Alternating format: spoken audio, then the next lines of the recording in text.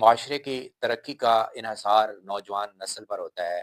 جس معاشرے کے نوجوان جو ہے ان کی تربیت بہتر ہے، ان کی کردار سازی جو ہے وہ بہتر طریقے سے کی گئی ہے اور معاشرہ جو ہے اس کو آن کر رہا ہوتا ہے، تو وہ معاشرہ ہمیشہ ترقی کرتا ہے۔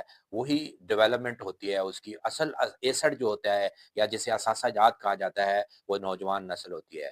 ہماری گورنمنٹ جو ہے اس نے بہت ہی احسن اقدامات کیے ہیں اس پر، اسکول، کالجز، یونیورسٹیوں میں مکمل طور پر اس نے تمباکو نوشی اور نشہ آور چیزیں جو ہیں اس پر پابندی لگا دی ہے۔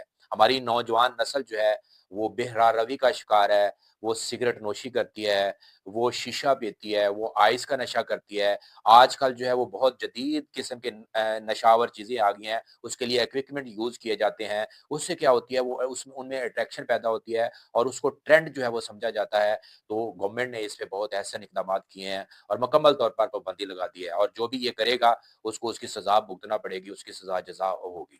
آج ہم اسپیشلی نوجوان نسل سے اور والدین سے مخاطب